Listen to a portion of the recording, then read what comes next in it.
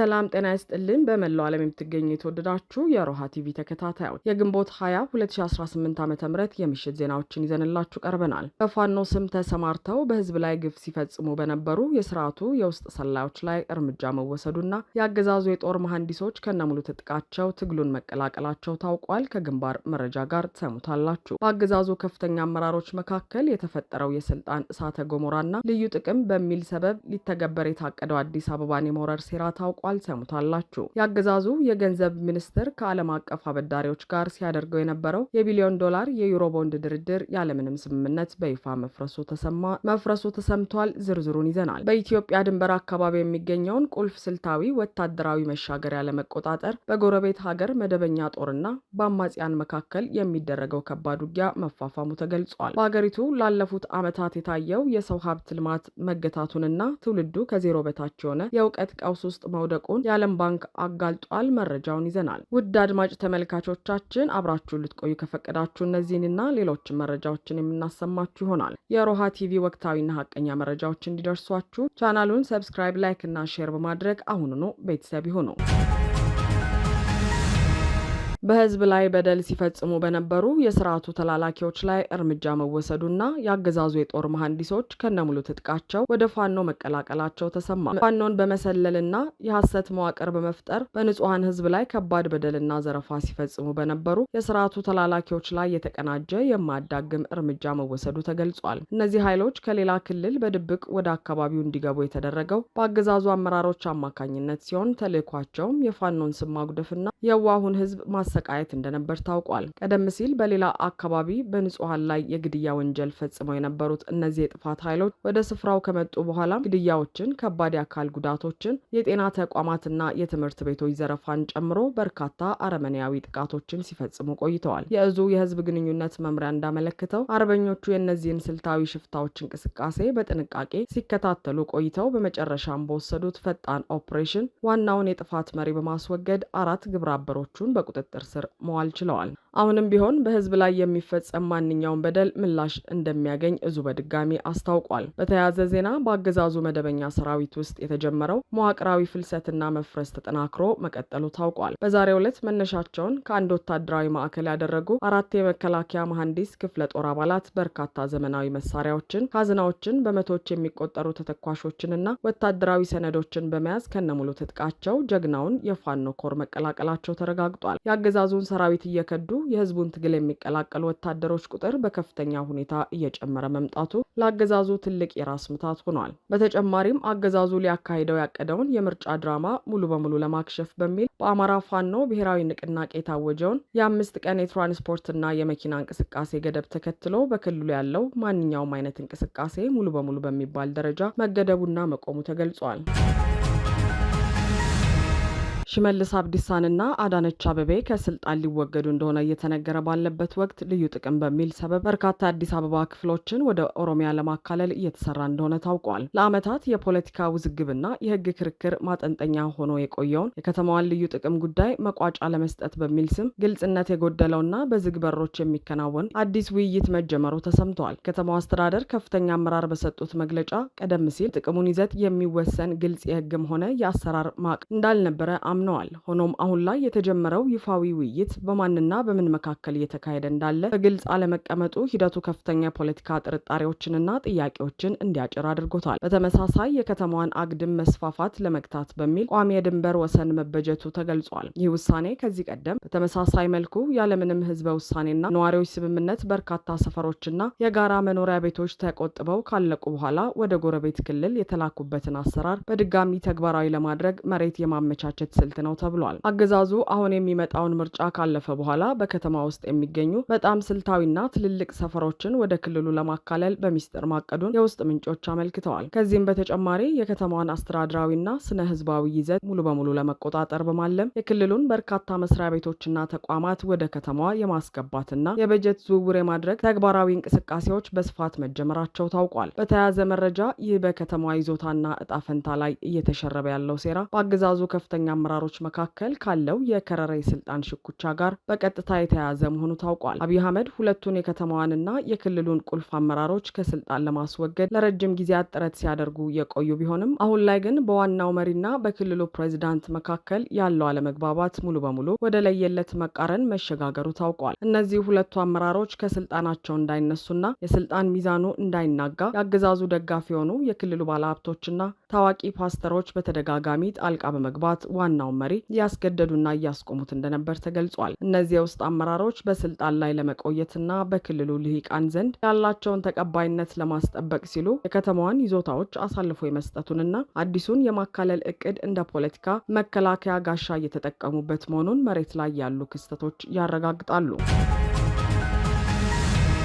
አገዛዙ የገንዘብ ሚኒስቴር ከዓለም አቀፍ አበዳሪዎች ጋር ሲያደርገው የነበረው የቢሊዮን ዶላር ድርድር ያለ ስምምነት መቋረጡ ተገለጸ። የአገዛዙ የገንዘብ ሚኒስቴር በአንድ ቢሊዮን ዶላር የዩሮ ቦንድ ዕዳ ሽግሽግ ዙሪያ ከዓለም አቀፍ አበዳሪዎች ቡድን ጋር ሲያደርገው የነበረው ወሳኝ ውይይት ያለምንም ስምምነት ሙሉ በሙሉ መቋረጡን ይፋ አድርገዋል። ድርድሩ ሊቋረጥ የቻለው መንግስት ከኦፊሴላዊ አበዳሪዎች የቀረበበትን ተቃውሞ መሰረት በማድረግ አሻሽሎ ያቀረበውን አዲስ የዕዳ ሽግሽግ ሀሳብ የቦንድ ባለቤቶቹ ተወካይ ኮሚቴ በሙሉ ድምጽ ውድቅ ማድረጉን ተከትሎ ነው። ሚኒስትሩ ትናንት ባወጣው ይፋዊ መግለጫ እንዳመለከተው ለአንድ ወር ገደማ ዓለም አቀፍ የህግና የፋይናንስ አማካሪዎች ጋር በመሆን ካሄድ የነበረው ድርድር ውድቅ መደረጉ ሀገሪቱን ለከፋ የህግና ኢኮኖሚ አደጋ የሚያጋልጥ ሆኗል። ቀደም ሲል ለቦንድ አበዳሪዎቹ ተጨማሪ ክፍያዎችን የሚፈቅድ ስምምነት ተደርሶ የነበረ ቢሆንም የኦፊሴላዊ አበዳሪዎች ኮሚቴ ግን የሀገሪቱ ማክሮ ኢኮኖሚ በፍጥነት እየተቀያየረና እየተናጋ በመሆኑ አሰራሩን እንደማይቀበለው አስታውቋል። በዚህ ምክንያት የገንዘብ ሚኒስትሩ ይህንን አስቀርቶ ሌላ አማራጭ ቢያቀርብም አበዳሪዎቹ ግን የቀረበውን የውሳኔ ሀሳብ ሙሉ በሙሉ ውድቅ በማድረግ የድርድር ጊዜው እንዲያበቃ አድርገዋል። በአበዳሪዎቹ ውሳኔ ማዘኑን የገለጸው ሚኒስትሩ አሁንም ቢሆን የዓለም አቀፉን የገንዘብ ድርጅት ወይም የአይኤምኤፍ የኢኮኖሚ ማሻሻያ መርሃ ግብርን የተከተለ መፍትሄ ለመፈለግ እንደሚጥርና አዲስ የገበያ ልውውጥ ጥያቄ ማቅረብን ጨምሮ ሌሎች አማራጮችን እንደሚገመግም ገልጿል። አገሪቱ እንደ አውሮፓውያን አቆጣጠር በ2023 ማጠናቀቂያ ላይ በደረሰባት ከፍተኛ የውጭ ዕዳ ጫና፣ የውጭ ምንዛሬ እጥረትና ከግጭቶች ጋር በተያያዙ የኢኮኖሚ መናጋቶች ሳቢያ የዩሮ ቦንድ ወለድ ክፍያ መፈጸም ሳትችል መቅረቷና በዓለም አቀፍ ደረጃ ስሟ መበላሸቱ ይታወሳል። የካቲት ወር ላይ አበዳሪዎቹ የመጀመሪያውን ስምምነት ውድቅ ማድረጋቸውን ተከትሎ በአገሪቱ ላይ ሕጋዊ እርምጃ እንደሚወስዱ መግለጻቸው የሚታወስ ሲሆን አሁን የድርድሩ ሙሉ በሙሉ መቋረጥ ሀገሪቱን ወደ ከፋ ማዕቀብና የኢኮኖሚ ቀውስ ውስጥ ሊከታት ይችላል የሚል ስጋት ፈጥሯል። በአገሪቱ ላለፉት ዓመታት የታየው የሰው ሀብት ልማት መገታቱና ትውልዱ የከፋ የእውቀት ቀውስ ውስጥ መውደቁን የዓለም ባንክ ይፋ አደረገ። የዓለም ባንክ ባወጣው አዲስ ዓለም አቀፍ ሪፖርት በአገሪቱ ላለፉት 15 ዓመታት የታየው የሰው ሀብት ልማት ሂደት ሙሉ በሙሉ መገታቱንና እንዲያውም በአንዳንድ ዘርፎች ወደ ኋላ እየተመለሰ መሆኑን ይፋ አደረገ። በሪፖርቱ የቀረቡት መረጃዎችና ግራፎች እንደሚያሳዩት አገሪቱ ጥራት ያለውና ተወዳዳሪ ትውልድ ከመገንባት አኳያ እጅግ የከፋ ቀውስ ውስጥ የምትገኝ ሲሆን ይህም የወደፊት የኢኮኖሚ እድገቷንና የዜጎቿን የነፍስ ወከፍ ገቢ በእጅጉ የሚገድብ ሆኖ ተገኝቷል። ባንኩ እንዳመለከተው በትምህርት ተደራሽነት ላይ ጥረት ቢደረግም ተማሪዎች በትምህርት ቤት የሚያገኙት እውቀትና ክህሎት ግን ከ2010 ዓ.ም ጀምሮ ምንም አይነት መሻሻል ሳያሳይ እጅግ ዝቅተኛ ሆኖ ቀጥሏል። በሀገራት የንጽጽር ግራፍ መሰረትም አገሪቱ በነጥብ ደረጃ ከዜሮ በታች ወይም እጅግ ዝቅተኛ እድገት በሚታይባቸው ቀጠናዎች ተርታ ተሰልፋለች። የትምህርት ጥራት መውደቅ የዜጎችን ምርታማነት ከመቀነሱም በላይ ለዘርፉ የሚወጣው ሀብት ያለ አግባብ እየባከነ መሆኑን ያሳያል። በተጨማሪም በቤተሰብ የኢኮኖሚና የትምህርት ደረጃ ምክንያት በህፃናት መካከል የሚፈጠረው ሰፊ የክህሎት ልዩነት እድሜያቸው የጨመረና ትምህርት ቤት እየገቡ በሚሄዱበት ወቅትም መጥበብ አለመቻሉን ሪፖርቱ ያሳያል። የሚያሳየው አሁን ያለው ስርዓት ከቤት ይዘው የሚወጡትን የክህሎት ክፍተት መሙላት አለመቻሉንና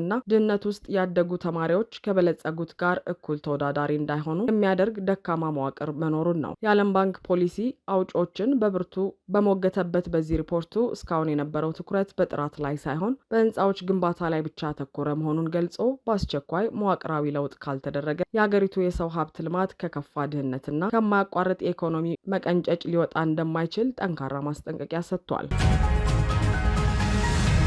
በኢትዮጵያና ሱዳን ድንበር አቅራቢያ የሚገኘውን ስልታዊ ወታደራዊ መሻገሪያ ለመቆጣጠር ከባድ ጦርነት እየተካሄደ መሆኑ ተሰማ። ከኢትዮጵያ የድንበር መስመር ጋር በጣም በቅርብ በምትገኝ ስልታዊ ከተማ ዙሪያ የጎረቤት ሀገር ሱዳን መደበኛ ጦርና የታጠቁ አማጽያን እያካሄዱት ያለው ከባድ ጦርነት መፋፋሙ ተገልጿል። የጦር ኃይሉ ሐሙስ ዕለት ባወጣው መግለጫ ከአጋር ኃይሎች ጋር በመሆን በአካባቢው የነበሩትን የመጨረሻዎቹን የአማጽያን ምሽጎች ማውደማቸውንና ቁልፍ የድንበር ከተማዋን ሙሉ በሙሉ ለመቆጣጠር መቃረባቸውን ይፋ አድርገዋል። እንደ ወታደራዊ መግለጫው ከሆነ መደበኛው ጦር በከተማ ውስጥ ያሉትን ተዋጊዎች ለመክበብ ባለ ሁለት አቅጣጫ ስትራቴጂካዊ ጥቃት በመሰንዘር ወደ መሃል ከተማዋ እየገሰገሰ ይገኛል። በዚሁ ዘመቻ ወቅት በተቃራኒው ኃይል ላይ ከፍተኛ የሰው ኃይል ጉዳት ማድረሱን እንዲሁም በርካታ የጦር ተሽከርካሪዎችንና ወታደራዊ ቁሳቁሶችን መማረኩን ገልጿል። ጦሩ አክሎም የታጠቁትን አማጽያን እስከ ዓለም አቀፉ የድንበር መስመር ድረስ ማባረሩን አስታውቋል። ይህች አወዛጋቢ ከተማ ከጥቂት ወራት በፊት በአማጽያን ጥምረት ተይዛ የነበረች ሲሆን ለሀገሪቱ ባላት ቅርበትና በቀጠናው ውስጥ ቁልፍ የንግድና የጦር መሳሪያ መሻገሪያ በመሆኗ ስልታዊ ጠቀሜታዋ እጅግ ከፍተኛ እንደሆነ ይነገራል።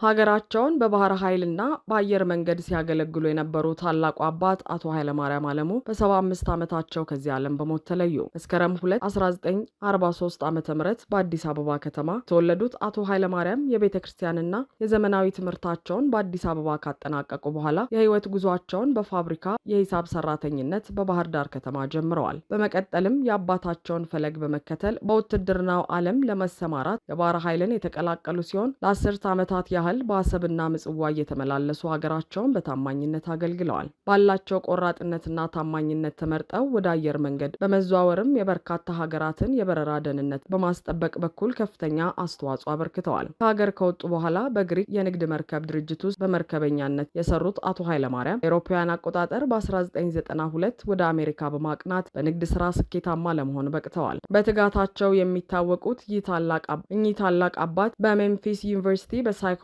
የመጀመሪያ ዲግሪያቸውን ካገኙ በኋላ በሸሪፍ ቢሮ በትምህርት ክፍል ኃላፊነት እስከ ጡረታ ድረስ ለ22 ዓመታት አገልግለዋል። በዚህ የሥራ ዘመናቸውም በርካታ አሜሪካውያን ከተለያዩ የሱስና የደህንነት ቀውሶች ወጥተው ሰላማዊ ሕይወት እንዲመሩ በምክር አገልግሎት ትልቅ ማህበራዊ ድጋፍ አድርገዋል። አቶ ኃይለማርያም በመንፈሳዊ ሕይወታቸውም የደብረ ዕንቁ ቅድስት ማርያም ወቅዱስ ሩፋኤል ገዳም ዛሬ ለደረሰበት ደረጃ እንዲበቃ በጉልበታቸው በእውቀታቸውና በገንዘባቸው በግንባር ቀደምነት ያገለገሉ ቆራቢና ጸሎተኛ አባት ነበሩ። ህመማቸው እየበረታ በሄደበት ወቅት እንኳን መኖሪያ ቤታቸውን በመሸጥ $30,000 እና መኪናቸውን ለቤተ ክርስቲያን ያበረከቱ ታላቅ ባለታሪክ ናቸው። ባደረባቸው ህመም በሕክምና ሲረዱ ቆይተው ከዚህ ዓለም ድካም አርፈዋል። አድማጭ ተመልካቾቻችን የሰዓቱ የሮሃ ቲቪ ዜናዎች የተከታተላችኋቸውን ይመስሉ ነበር። አብራችሁን ስለነበራችሁ ከልብ እናመሰግናለን። ሰላም።